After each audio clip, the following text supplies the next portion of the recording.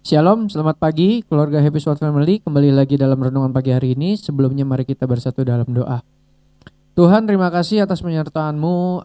Kami bisa bangun dengan keadaan tubuh yang sehat, dengan hati yang gembira. Terima kasih Bapa, berkati kami hari ini. Biarlah hari ini bisa menjadi hari yang baik Tuhan, sesuai dengan kehendak-Mu. Saudara, kami akan mendengar renungan. Biarlah renungan ini bisa memberkati kita semua, bisa menjadi pedoman kekuatan kami. Terima kasih dalam nama Yesus. Kami berdoa dan mengucap syukur. Haleluya. Amin. Ya, renungan pagi hari ini akan saya bawakan dengan judul tema Sekali Yesus Tetap Yesus. Jadi dari firman Tuhan yang dibawakan Bapak Gembala dan juga ada pendeta dari tamu, itu bahwa memberikan tentang menjelaskan tentang ketundukan. Jadi memang kita selama ini belajar tentang semuanya ketundukan kepada Tuhan. Bahwa memang ketundukan itu adalah sebuah kunci. Jadi kunci untuk menuju ke surga dan kunci menuju ke semuanya itu dengan adanya ketundukan. Nah, mungkin bagi sekarang kita, bagi yang sudah kalau dalam keadaan mungkin ekonomi yang baik atau dalam keadaan yang di zona nyaman, mungkin ketundukan ini menjadi suatu nggak usah tunduk-tunduk banget lah. Yang penting kita ibadah, pertemuan ibadah jalan lancar, semuanya normal biasa. Tapi karena kita berada di zona nyaman tersebut membuat kita semakin kendor. Nah, bagaimana caranya agar kita selalu tetap tunduk dan taat kepada Allah? Yaitu kita harus mendekatkan diri kepada Tuhan. Karena Bapak Gembala, firman Tuhan hari ini juga berkata bahwa tunduk dan lawanlah iblis. Karena lawan terberat kita memang si iblis ini. Yang terkadang kita dengan leha-leha di zona nyaman, terlena, sehingga di saat itulah iblis bisa masuk, bisa mengintimidasi, bisa membuat kita tuh akan jadinya tadinya mau sebenarnya harus lurus, jadinya belok. Nah, itulah yang harus kita kuatkan diri kita, yaitu dengan caranya adalah mendekatkan diri kepada Tuhan. Karena kalau kita mau melawan iblis, kalau kekuatan kita nggak ada atau defense kita nggak ada, pasti akan iblis gampang banget masuk ke kita. Nah, makanya kita harus kuat dengan kekuatan yang dari Tuhan, kita bisa kuat untuk melawan iblis. Nah, saya akan membawa kesaksian sedikit tentang perjalanan hidup juga. Tuhan memberikan banyak sekali luar biasa terhadap hidup saya dan juga keluarga. Di awal-awal minggu sebelum saya pergi, kalau nggak salah sebelum saya pergi ke Jepang itu, kalau nggak salah saya lupa ingat.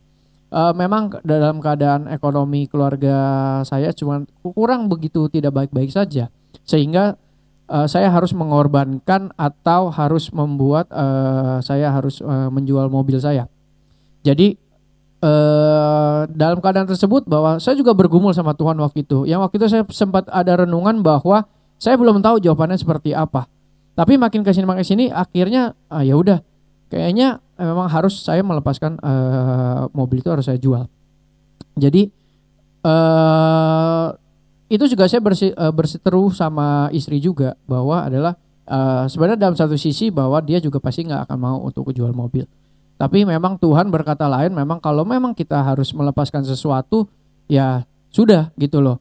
Memang saatnya, mungkin saat ini belum ada mobil pun kita nggak apa-apa. Berarti bukan suatu kemunduran bahwa dengan tidak adanya mobil atau kita harus kayak gimana pun itu adalah suatu kemunduran. Menurut saya tidak. Itu yang harus mindsetnya harus diubah, bahwa memang proses itu up and down. Bahwa ketika kita di bawah, apakah kita bisa untuk naik lagi ke atas? Nah, itu yang kita lagi diuji. Nah, kembali lagi ketundukan tersebut adalah ketika kita mengalami pencobaan itu, apakah kita masih tunduk sama Tuhan? Apakah kita masih dekat sama Tuhan? Gitu loh. Dalam satu sisi bahwa Tuhan, saya udah ibadah terus doa selalu, mengikutmu selalu, tapi kok kayak gini terus. Nah, itulah yang kita lagi diuji. Nah, di saat itulah iblis yang masuk ketika kita mulai meragukan atau kita mulai bertanya-tanya kok kenapa begini. Nah, itulah saatnya iblis masuk. Nah, makanya itu saya akan berbagi adalah tetap semuanya kita fokus kepada Tuhan, bahwa memang kita tunduk sama Tuhan. Apapun yang Tuhan berikan, apapun yang Tuhan inginkan, memang kita harus tunduk sama Tuhan. Karena di firman Tuhan berkata, bukan kita yang memilih Tuhan, tapi Tuhan yang memilih aku, atau Tuhan yang memilih kita. Berarti ada suatu proyek besar yang Tuhan sudah siapkan dalam hidup kita. Tinggal kitanya aja bagaimana sama Tuhan. Nah, Terus juga dengan masa ketundukan itu waktu itu saya ada kesaksian juga. Waktu itu saya lagi makan mie ayam sama istri juga di dekat rumah. Terus ada satu keluarga ikut makan juga tuh. Apa namanya? Tapi dari pakaiannya agak lusuh, maksudnya kurang begitu kurang begitu bagus lah. Nah, kemudian dia makan. Saya udah mau selesai makan. Tapi setelah itu dalam hati Tuhan bilang, kamu coba bayarin. Itu dalam kondisi saya juga lagi kritis-kritisnya juga. Dibilang, kamu bayarin. Tapi dalam hati masih berkelut tuh, bayarin nggak. Sebenarnya nggak gitu mahal, tapi dalam hati tuh kenceng. Akhirnya saya bayar, saya sama istri doang saya bayar. Abis itu saya jalan tuh naik motor. Nah tapi di jalan terus bergumul tuh. Terus ada suara, kenapa nggak bayarin gitu. Akhirnya saya putar balik lagi. Putar balik lagi dan ternyata untung orangnya juga masih ada.